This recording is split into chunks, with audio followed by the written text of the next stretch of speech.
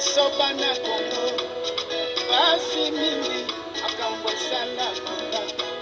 Soni mingi pona biso bana Congo, soni mingi makambo esala mamba.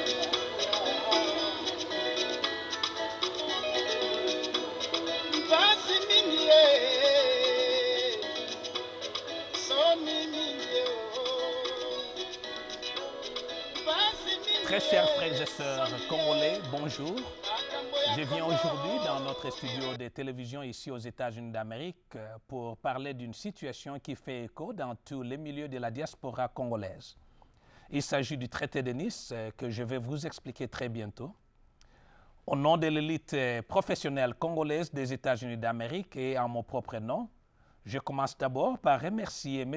Honoré Ngbanda, président de la PARECO, qui a pu démasquer ou dévoiler cette aventure diabolique qui allait avoir des effets graves sur la vie des chrétiens congolais et sur toutes les familles des Congolais en général. Nous nous sommes consultés avec les leaders de plusieurs groupes congolais sur cette histoire, surtout ceux qui sont dans des milieux académiques et professionnels, dès que nous étions en possession du fameux traité de Nice pour nous assurer de la véracité de la chose.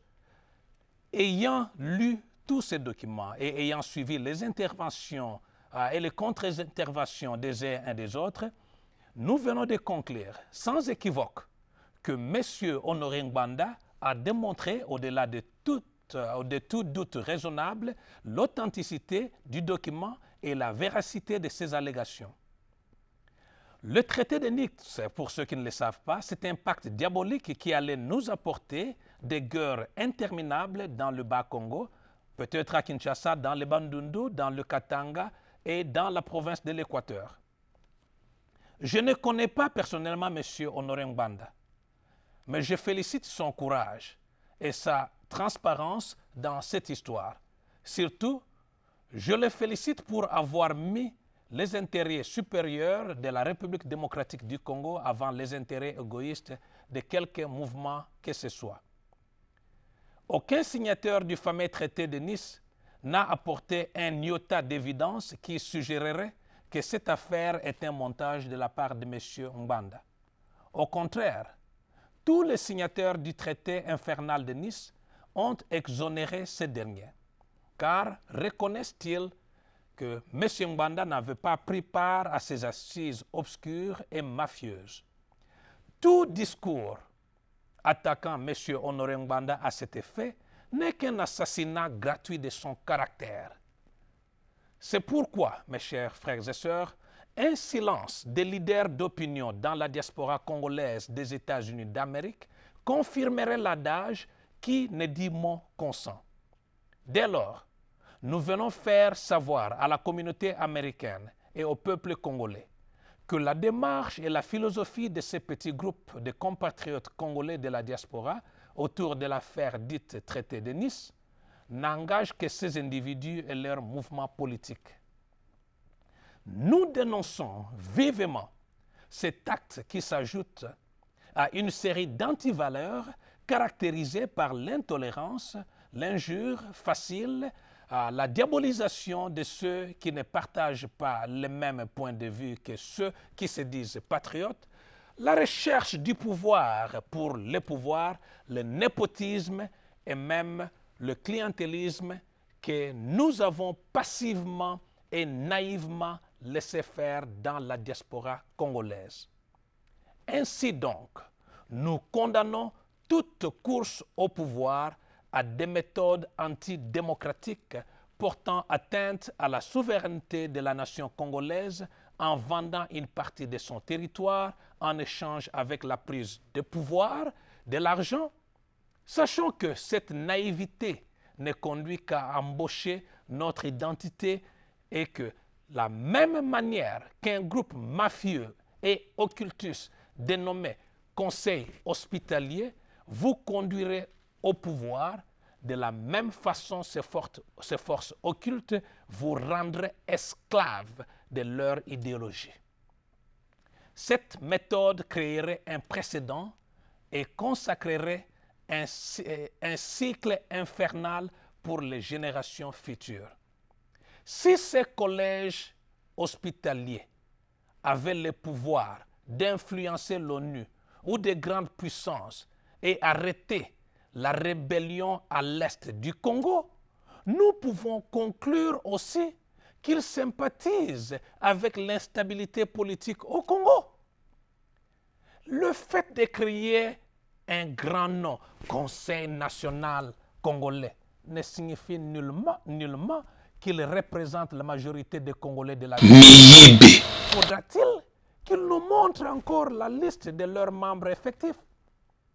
Nous venons par ailleurs condamner en termes forts le comportement macabre de ces petits groupes d'une dizaine de Congolais assoiffés du pouvoir et d'une cupidité jamais vue dans l'histoire de la République démocratique du Congo, de se permettre de signer un pacte, je dis bien un pacte diabolique, à Nice, en France, au nom de tous les Congolais.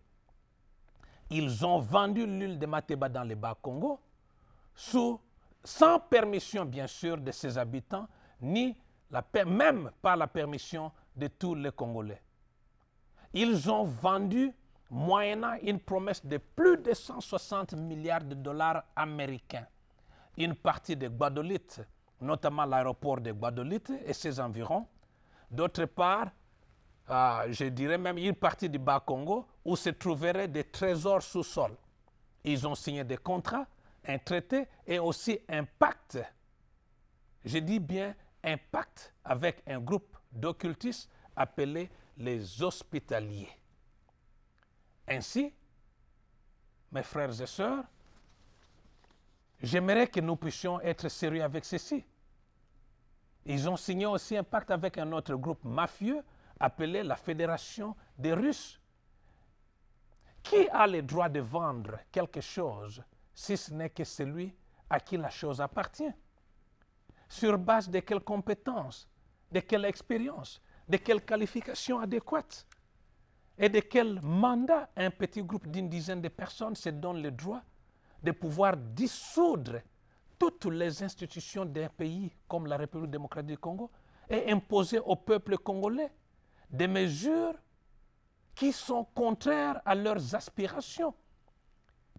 De qui avaient ces mafieux, ou bien ces fameux Conseil national congolais, reçu son mandat pour nous embourber tous dans une crise et un chaos total qui allait avoir des répercussions très sérieuses sur les combats spirituels que mènent les chrétiens congolais contre les forces des ténèbres depuis plusieurs années. Oui, mes frères, le Congo se trouve dans une lutte spirituelle qui date de plusieurs décennies. Ce sont des principautés et des autorités dans des lieux célestes. La Bible nous dit que nous n'avons pas affaire avec la chair et le sang. Heureusement pour nous, car Jésus-Christ, notre Seigneur, avait déjà vaincu ces principautés et les a livrées en spectacle public en triomphant d'elles par la croix. N'eût été M. Honoré Mbanda, ce groupe qui se dit Conseil national congolais allait instaurer au Congo une dictature sans précédent en vue de protéger leurs intérêts personnels. Ils allaient amener une malédiction sur nos familles en installant des occultistes au Congo et en leur donnant une immunité totale sur l'étendue du Congo. De quoi s'agit-il au juste?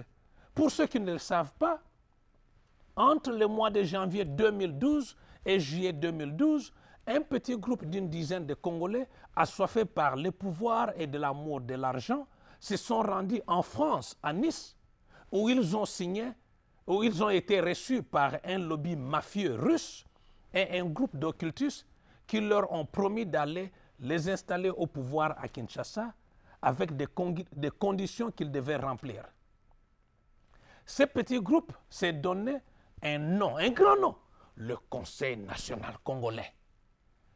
Le groupe d'occultistes s'appelle les hospitaliers. Et une autre lobby mafieuse qui disait qu'ils étaient même un lobby très fort qui avait de l'influence auprès de l'ONU du Pentagone, de la Maison Blanche, et qu'ils allaient aider le fameux Conseil national congolais à obtenir le pouvoir des forces au Congo-Kinshasa. Un autre groupe appelé la Fédération russe a promis de leur donner des milliards de dollars américains. On parle de plus de 160 milliards de dollars américains. Il paraîtrait qu'on leur avait déjà donné des avances. Certains se sont déjà achetés des maisons à Kinshasa. En retour, ce petit groupe d'une dizaine de personnes, appelé Conseil national congolais, a signé des accords et un pacte avec ces gens pour leur donner une partie du Congo, c'est-à-dire l'île de Mateba dans le Bas-Congo et l'aéroport de Guadeloupe et une partie du Katanga et consorts. Le contrat qu'ils ont signé, ils l'ont fait à votre nom, sans votre approbation, mes frères et sœurs. Il y a même un document ici intitulé « Pacte pour le Congo ». Pas contrat, pas un accord, mais plutôt un pacte pour le Congo. Les gens qui ont signé ce pacte et aussi ces traités sont maintenant connus. Leurs noms et leurs signatures sont apposés sur ces documents. On se pose bien la question de savoir de quelle autorité ont-ils pu engager tous les Congolais dans cette histoire mafieuse. Dès qu'ils seraient au pouvoir, ils allaient dissoudre toutes les institutions de l'État congolais pour être eux-mêmes à la tête d'une nouvelle dictature. L'île de Mateba allait être comme un État dans un État. Le gouvernement congolais n'aurait plus eu de juridiction à Mateba. Voilà en bref de quoi il s'agit.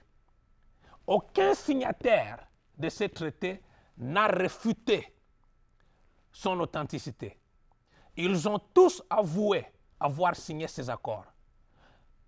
Il y a parmi ces gens un cadre de l'IDPS qui a signé ce traité en son nom propre et au nom de M. Étienne Tshisekedi. Il y a eu d'autre part l'ancien secrétaire général de la PARECO qui a été déchu à cause de cette histoire, bien sûr, qui était aussi l'un des co-signataires. Je ne suis pas au courant des mesures que l'IDPS a déjà prises pour le cadre qui a signé au nom de M. Étienne Tshisekedi, au cas où ce dernier n'était pas autorisé à le faire. La chose la plus inquiétante, mes frères et sœurs, en ce moment, est qu'il y a un certain groupe de gens qui sont en train de prendre le peuple congolais pour des illettrés. Ils justifient cette démarche mafieuse comme étant une bonne chose pour le pays. Les mêmes personnes qui ne cessent de crier jour et nuit, combattants, Bateki Mboka, oh, nous devons libérer le pays, oh, ceci, cela, ils ont fait exactement la même chose qu'ils rapprochent aux autres en vendant le Bas-Congo et l'Équateur et le Katanga aux étrangers occultistes mafieux des hospitaliers et la Fédération des Russes. Quelle différence y a-t-il entre celui qui vend une partie de l'Est du Congo et celui qui vend une partie de l'Ouest du Congo? J'aimerais vous lire, mes frères et sœurs, quelques passages de ce traité pour que vous sachiez la grandeur de cette histoire. Voilà. Considérant qu'il est nécessaire d'assurer au collège hospitalier une situation de fait et de droit qui lui garantisse l'indépendance absolue pour l'accomplissement de sa mission au monde et résoudre d'une façon définitive et irrévocable la paix d'Amiens. Considérant qu'il faut assurer au collège hospitalier l'indépendance absolue et visible, lui garantir une souveraineté indiscutable dans le domaine humanitaire international par la pleine propriété. Le pouvoir exclusif, je ne sais pas si vous comprenez, et absolu est la juridiction souveraine sur un territoire. En ce jour du 10 janvier de l'an de grâce 2012, les grands commandeurs de la confrérie des hospitaliers déclarent au nom des frères hospitaliers et dans ses fonctions de lieutenant du grand maître de l'ordre, le frère hospitalier Chitebu Kanyanga, institué représentant plénipotentiaire pour le traité de Nice, constituant la cité de Mateba pour agir sous l'autorité du grand magistère dans le respect de la règle du droit hospitalier. Ayant pris, je vous lis encore, ayant pris sa décision en âme et conscience et reconnaissant au traité de Nice la capacité de donner à la confrérie des hospitaliers l'indépendance nécessaire pour sa mission internationale au service des hommes sans distinction des races ou des religions et pour contribuer à l'amélioration de leurs conditions de vie par une aide permanente à leur développement économique, Chitebu Kanyanga s'engage à remplir sa fonction sous le respect de la règle de l'ordre du droit hospitalier. Voici maintenant ce qui devient louche dans le fameux traité de Nice. Les signataires de ces documents disent avoir reçu leur mandat de la conférence nationale souveraine qui avait eu lieu à Kinshasa entre 1990 et 1992. Le traité commence comme suit. Je vais lire.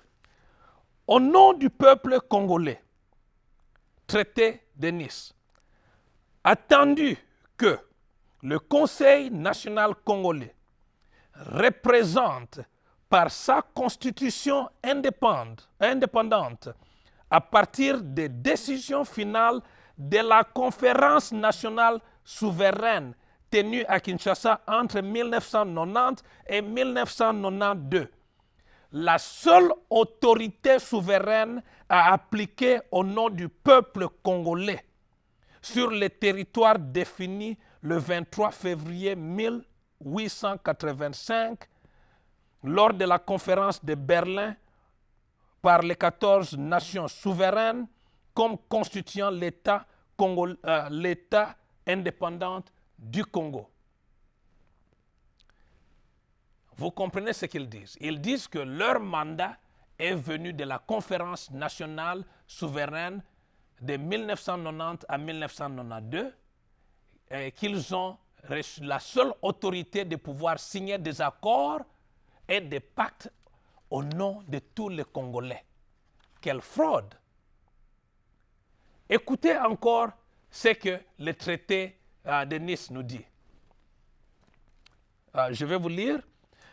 Le Conseil national congolais et le Conseil hospitalier ont résolu de stipuler un traité, notamment à cet effet, deux plénipotentiaires, c'est-à-dire pour le Conseil national congolais, Dr François Tshipampa Mpwila et M. Faustin Shungu Okitawungo, et pour le Conseil hospitalier, M. Chitebu Kanyanga, lesquels ayant échangé leurs pleins pouvoirs respectifs et les ayant trouvés en bonne et due forme, ont convenu des règles suivantes. Mes frères et sœurs, je ne vais pas vous lire tous les articles, mais je vais quand même vous lire quelques articles pour que vous compreniez la gravité de la chose. Nous allons peut-être consacrer une autre journée où nous allons discuter ces articles en profondeur. Mais je vous lis ces articles. Article 3. Le conseil hospitalier s'installera sur l'île de Mateba et le conseil national congolais reconnaît dès à présent au conseil hospitalier la pleine propriété, le pouvoir exclusif et absolu de la juridiction souveraine sur la cité de Mateba, ainsi constituée avec toutes ses dépendantes pour les fins spéciales et avec les modalités que contient le présent traité. Article 4. La souveraineté et la juridiction exclusive que le Conseil national congolais reconnaît au Conseil hospitalier sur la cité de Mateba implique qu'aucune ingérence de la part de l'État congolais ne pourra s'y manifester et qu'il n'y aura pas là d'autre autorité que celle du Conseil hospitalier et que cela sera inscrit dans la nouvelle constitution de l'État congolais. Article 5. Pour l'exécution de tout ce qui est établi dans l'article précédent, avant l'entrée en vigueur du présent traité, le territoire constituant la cité de Mateba devra être, par les soins du Conseil national congolais, rendu libre de toute servitude et de ses occupants, c'est-à-dire chasser les habitants éventuels qui pourront revenir à la suite. Mes très chers frères et sœurs, ce n'est pas une affaire à blaguer avec, c'est une affaire très grave. Il y a tellement d'articles que je ne saurais lire. Jamais dans l'histoire du Congo, quelqu'un a aussi été assoiffé du pouvoir et de l'argent pour faire des choses pareilles. Quelle humiliation pour nos frères et sœurs du Bas-Congo. Je veux dire surtout ceux de la cité de Mateba, de se voir chassés de leur terre, de la terre de leurs ancêtres, par un gouvernement dictatorial qui s'appellerait Conseil national congolais. Tout ça seulement pour avoir le pouvoir et l'argent. N'avons-nous pas été humiliés assez par les pays voisins, avec les M23 et les autres? Non, mes très chers frères et sœurs, trop c'est trop. Trop c'est trop. Ceux qui se sont engagés dans cette aventure sont responsables de toutes les conséquences qui vont suivre à la longue. L'argent qu'ils ont reçu, les pactes qu'ils ont signés, n'engagent qu'eux-mêmes et leur famille.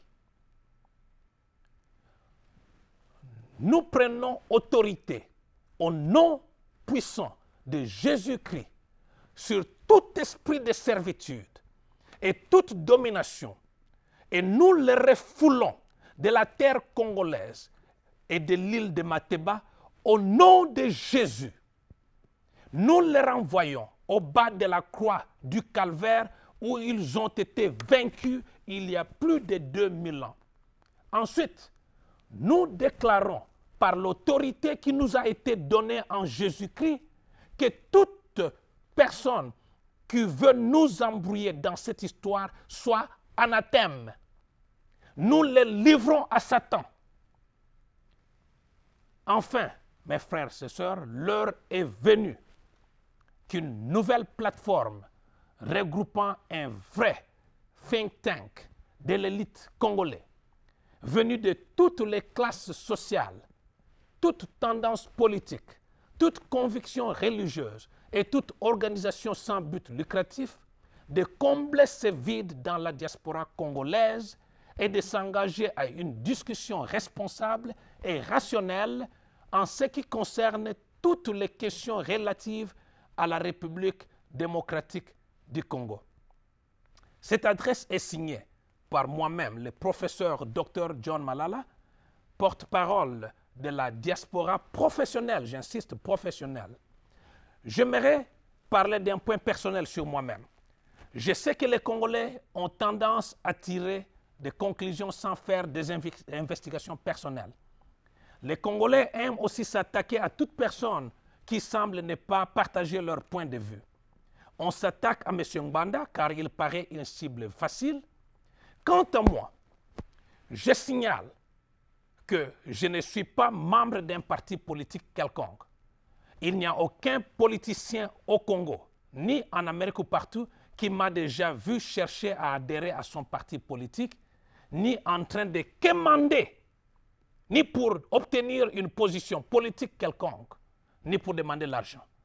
Je voyage à Kinshasa et je n'ai jamais reçu l'argent d'un seul politicien quelconque, ni même avoir été reçu par qui que ce soit pour des raisons politiques. Que celui qui a des preuves contraires, solides, puisse les démontrer, puisse les produire, pas par des on-dit, qu'il puisse les produire. Voilà mes très chers frères et sœurs, si j'ai terminé par ces points-là, c'est parce que je connais la nature des Congolais et ce qu'ils ont tendance à faire. Je vous remercie.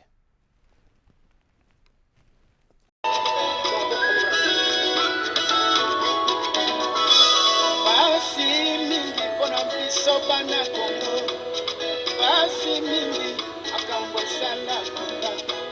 Soni mingi pona biso bana Congo, soni mingi makambo esala.